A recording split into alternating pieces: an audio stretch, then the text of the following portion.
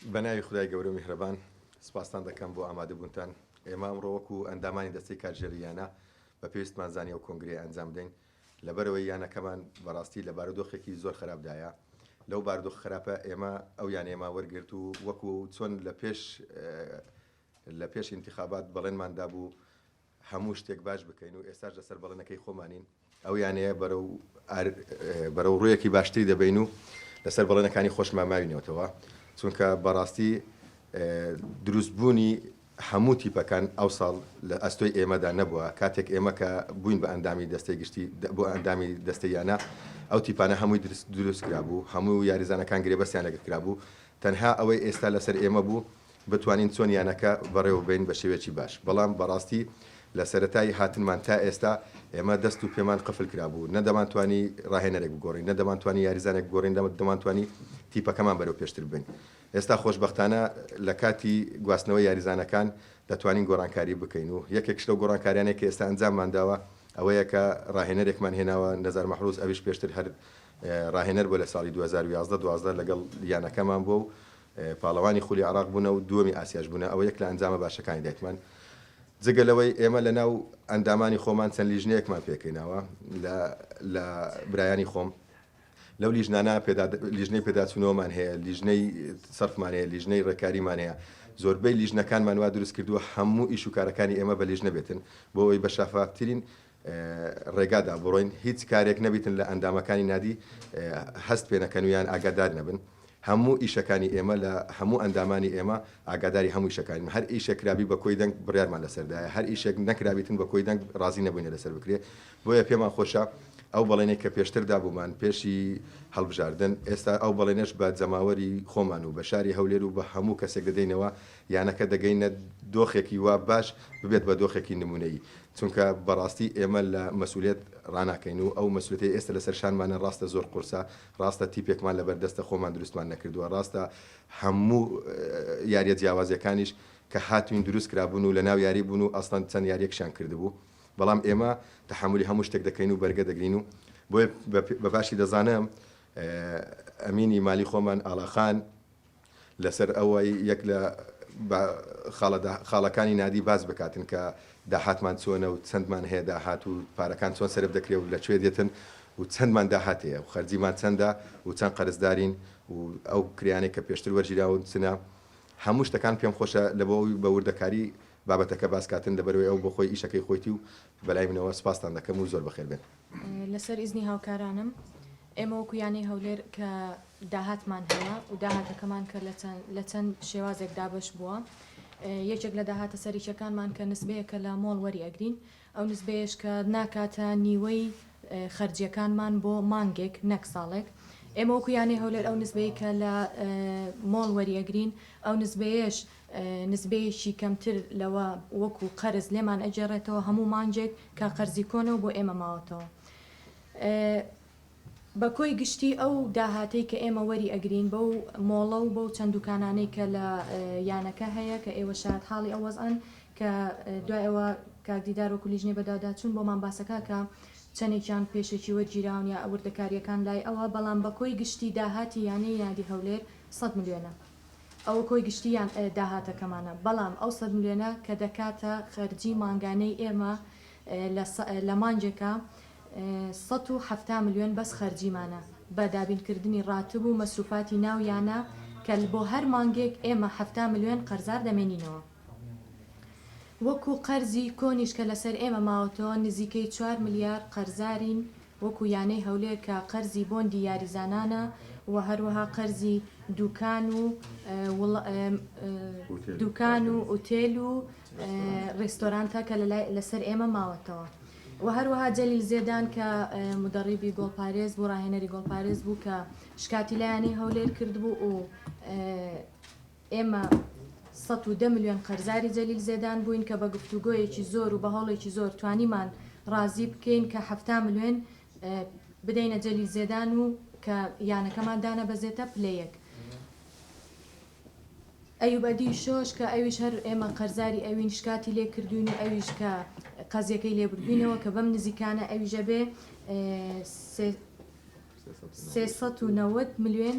بدەینە ئەیوب ئەدیشۆ لە بری ئەو قەرزەی کە بۆ ئێمە ماوەتەوە. لێرە ئەمەوێ سوپاسی حافزی شار کە ئومێد خۆشنا و هاوکاریی باشی ئێمەی کردو لە مودەتە کە توانیمان قەرزەکەی جەلیل زێدانی پێ بدەینەوە، هەروها شێخ شاکر کە ئەویش هاوکاریی زۆر باشی یانەکەی کردووە کە ئێمە توانیمانە هەتا ئێستا بمێنینەوە. ئێمە هەوڵە دەین ئەو داهاتی کە هەمانە بە شێوەیەکی گونجاو بە شێوەیەکی باش بەرنامە ڕێژی بۆ بکەین کە بتوانین لە داهاتووە کە مانگانە هەلانی کەم مانگانە قەرزار نەمێنینەوە. یعنی ئەو کێشەی کە ئێستا لای ئێمە هەیە ئەوەیە کە داهاتەکەمان بەشی خەرجیەکانمان ناکات، بۆیە ئێمە تووشی کێشە بووین. بەڵام لەگەڵ ئەوەش ئێمە هەوڵە دەین چونکە ئەو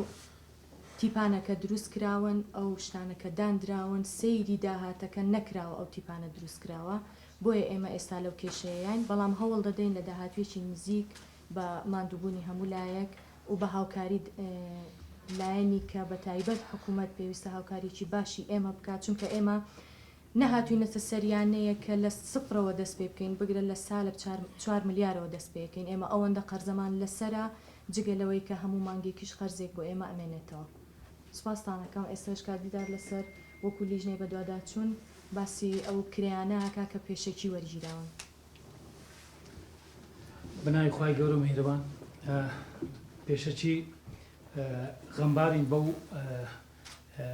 ئەو کێشانەی کە لەیانەی وەرشی هەولێردا ئەمەش وەکو گەنج وەکو ئەو بەڵێنانەی کە پێشتر دامانە بەڵێنی ئەومان داوە کە یانەکە بەرەو پێش و لە دۆخێکی خراپەوە بەرەو دۆخێکی باشتر بکەین. ئێمە هیوای سەلامەتی بۆ کاپتن سەلاحی خۆشەویست دەکەم کە سەرۆک لێژنەی بەدواداچوونی ئەو بۆند و ئەو دوکانانەی کە بەکرێت سوالەیانەی وەرزشی هەولێر ئەو سەرۆکی لێژنەیە بەوەی چەند کێشەیەکەوە نەتوانێت ئامادە بێ. من و ئاڵەخانیش ئەندامین لە لێژنەکە ئێمە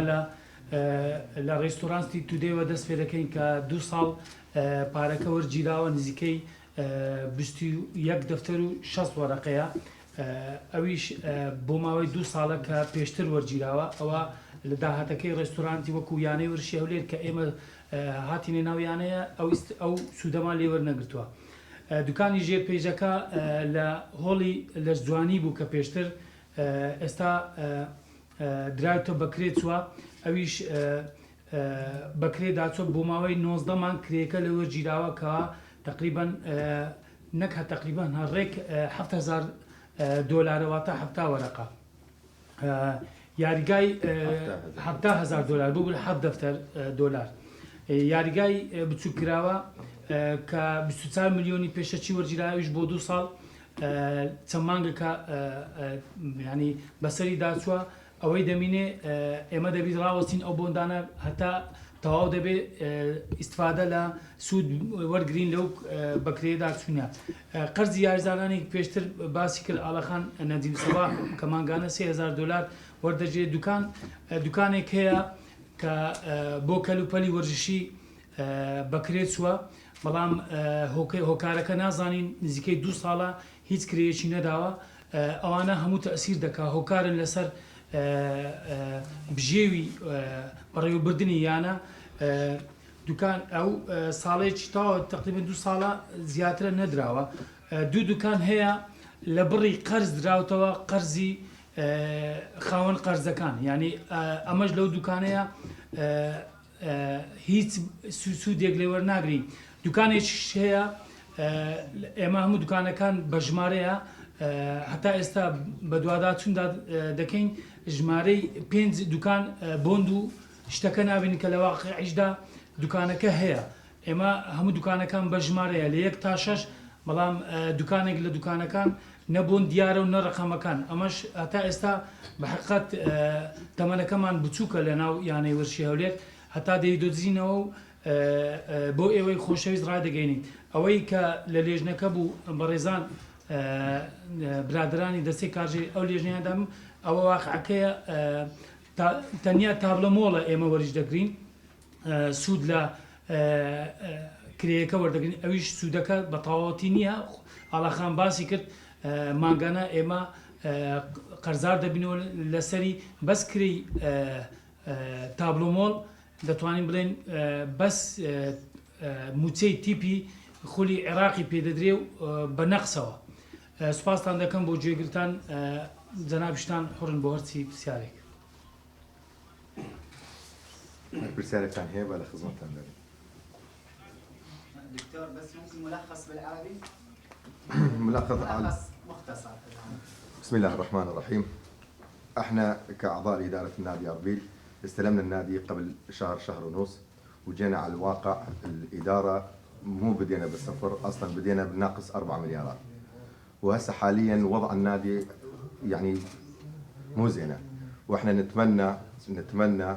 اللي موجود بالنادي الكل يعرفون، لانه احنا ادارتنا جديده وجايين وعرفنا، لانه احنا ميزانيتنا حاليا بس الباقينا المول ونسبه من المول نستلم، البقيه كلهم مستلمين قبل الانتخابات.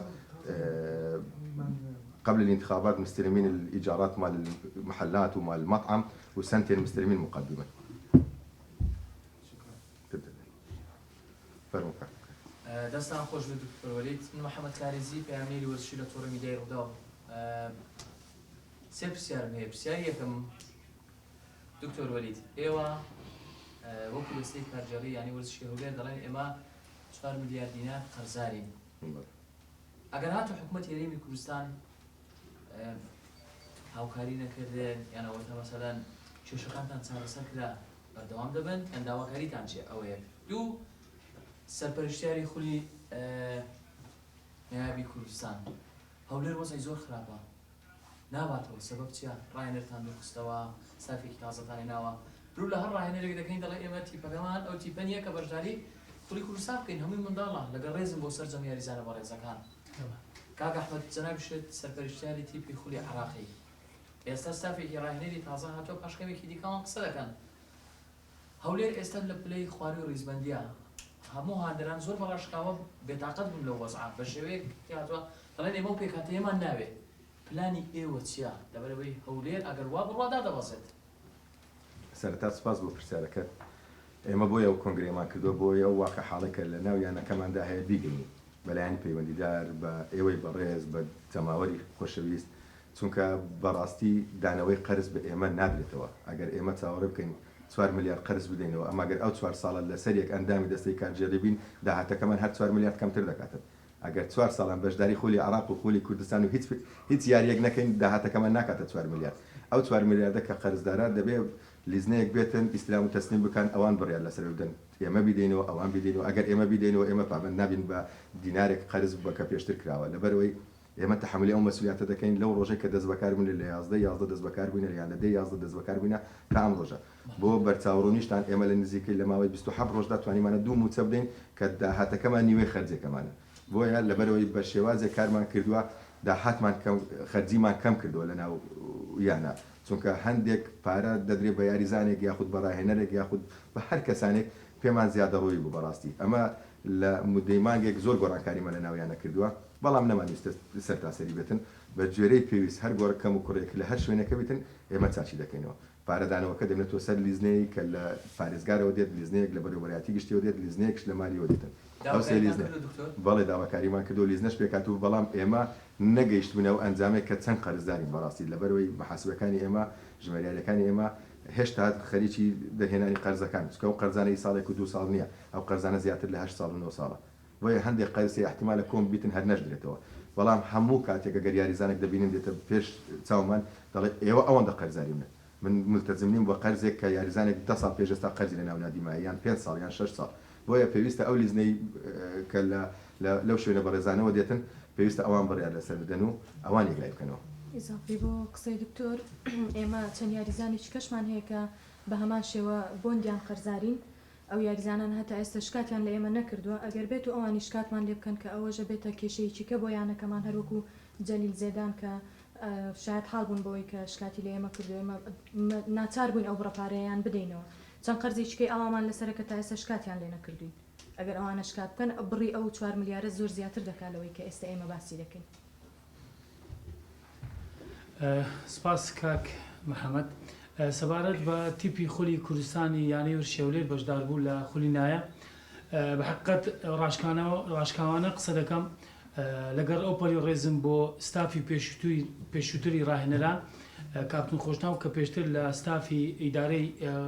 پێشووترە من بەش بە حاڵی خۆم بە سەرۆکییانم گوت ناتوانم وەکو ڕاهێنەری گۆڵپارێز لەگەڵ ئەو ستافە ئیشکەم بەڵام لەبەر داواکاری و لەبەر خۆشەویستیم بۆ یانەی ورشێولێر کە نزیکەی 25 ڕۆژ مابوو بۆ دەستپێکی خولی کوردستان قبولم کرد و هەرچەندە من باوەڕ بکەن دەمزانی بەو بوارەدا تێپەردەبی یانەی ورشی هەولێر لە خولی کوردستان ئەگەر ڕاهێنەرێکی توکمە و ئەزمون و باش بواە لەگەڵ ئەو ڕێزم ئەو تیپەی وەرنەدەکە چونکە ئەو تیپە لە ئەساسدا لە دروستکراوی ئەو تیپەدا تیپێکی ڕاز نەبوو باش نەبوو نزیکەی چەندین یاریزان هەیە نامەوێ ناویان بینم شایانی ئەو نەبوون لەگەڵ ئەو پەردەڕێزم درێسییانەی ورشی هەولێر لەبەرکەن و کە پێشووتر زەم و قسەی نەشاویان بەیانەی ورشی هەولێر دەکرد هێنایانەوە کردیانە یاریزان ئێستاش لە واقعدا هیچ گۆڕانکارێک ناتوانین بکەین تەنیا گۆڕانکاری ڕاهێنەر نەبێ چونکە تا گواستنەوەی کاتی گواستنەوەی یاریزان نەبێ خۆلی کوردستان و هەرچەندە ئەوە کاپتن ئەحمەدیش قسە دەکا ناتوانین یاریزان بهێنین بەڵام دەتوانین لە کاتی هێنانی یاریزان و لە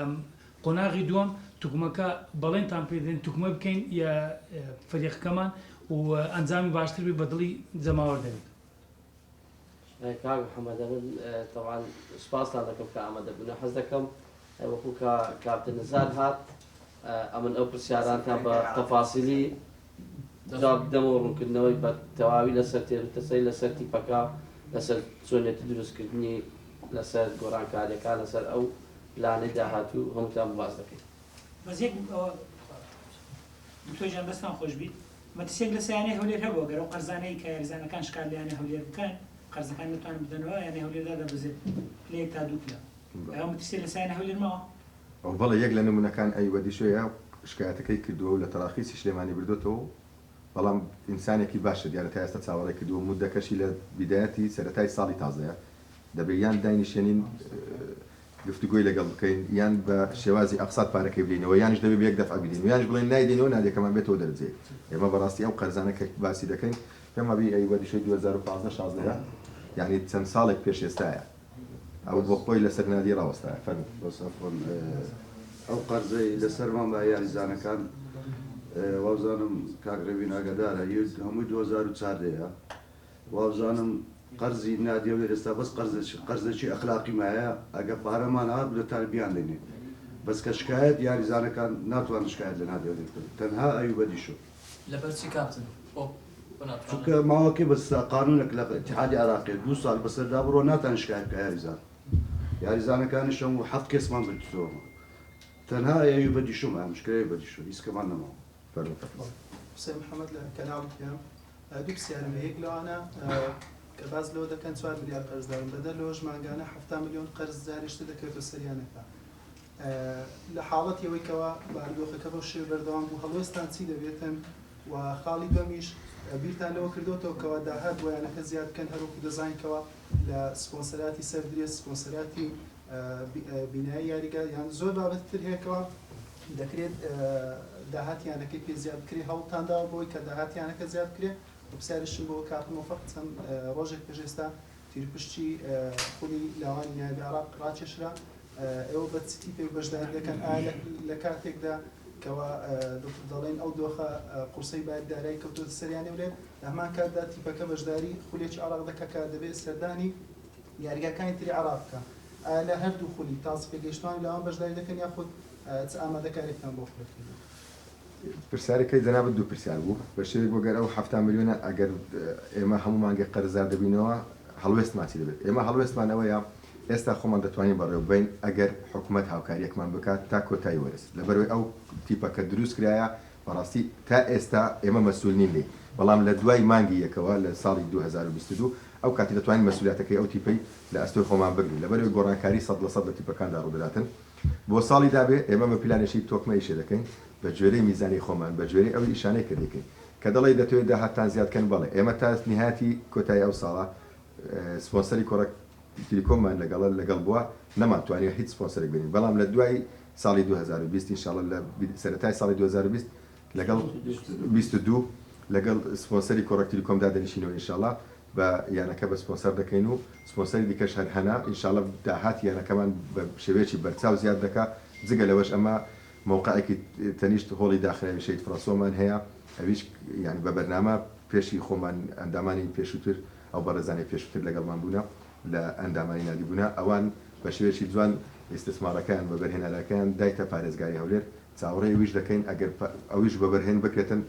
داهاتی یانەکەمان دوو ئەوەندە زیاد دەکات ئەو کاتی پێویست ناکاتن ئێمە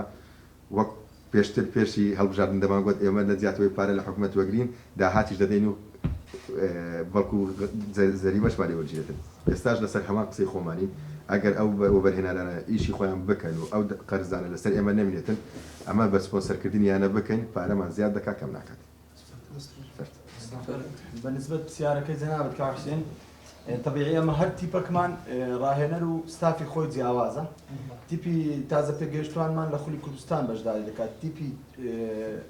لاوانمان لە خولی لاوانی عێراق بەشداری دەکات هەر کەسە و ستافی خۆی جیاوازە و یاریزانەکانی جیاوازن ئەمە خۆشمان ئامادەکردی ینی لە بیدایەتی ئەو مانگەی ڕابردوو ئەمە دەستمان بە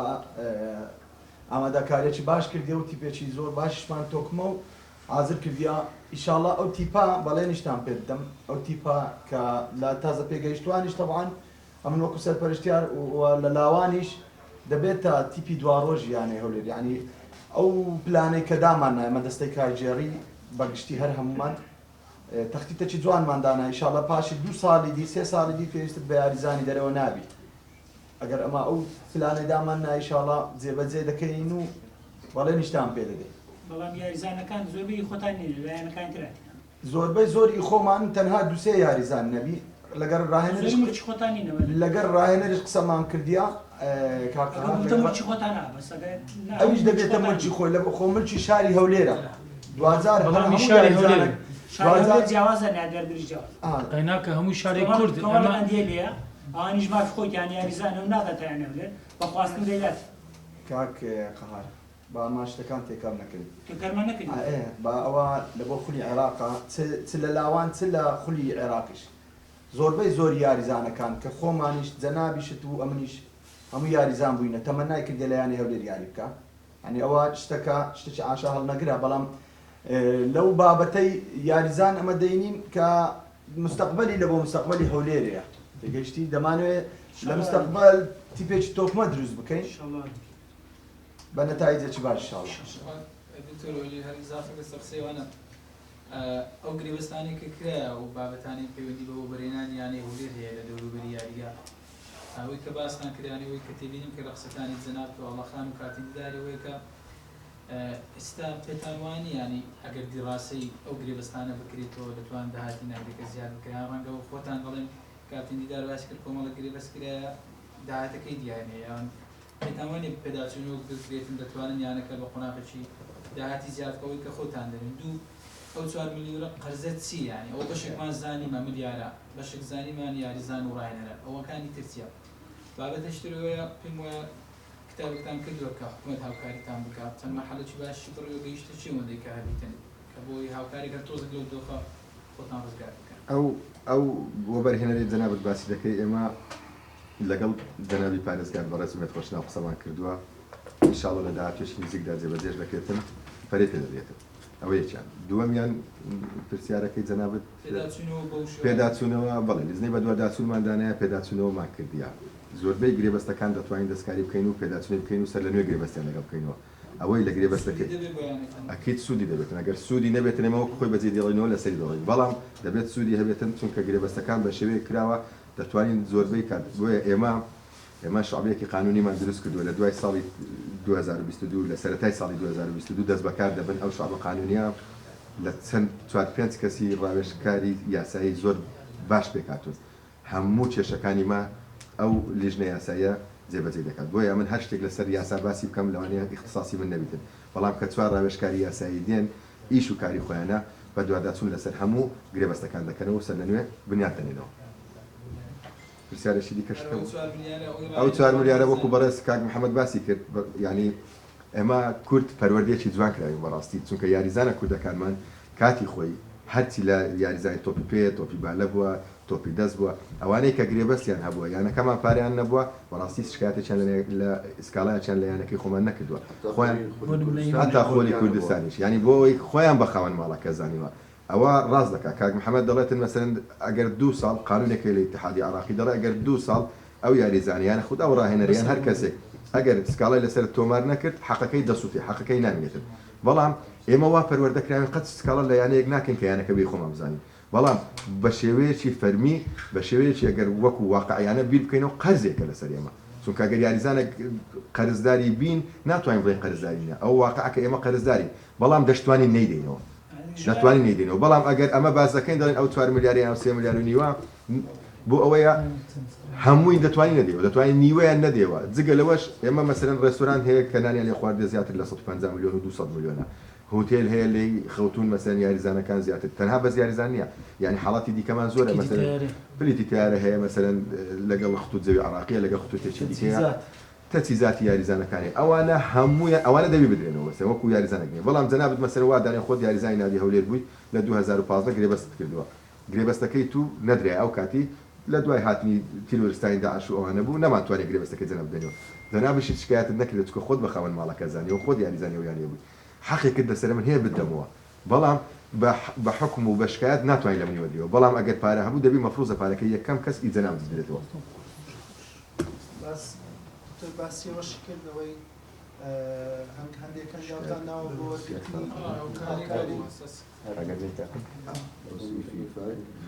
ئیفیفا 2 ساڵە ئەگەر شکایەتی نەکاتنەوە یاریزانە یان ئەو ڕاهێنەرە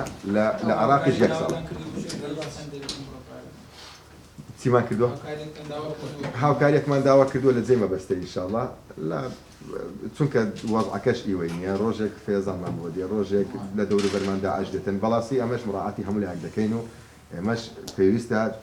ڕوبەڕووی هەموو کێشەکانی خۆمان ببینەوە ئەو سەرکەوتو دەبین هەموو کاتێک ئەگەر پارەمان ویست لەژێر دەستمان بوو ئەو کاتی ناتوانین سەرکەوتو بین بۆیەوە 2 مانگە ئەمە ئەو کێشانەمان هەیە و بەردەوامیشی و ڕاتوریشمان داوە هەموو تیبەکانیشمان لە خولی عراق و کوردستانی بەشدارن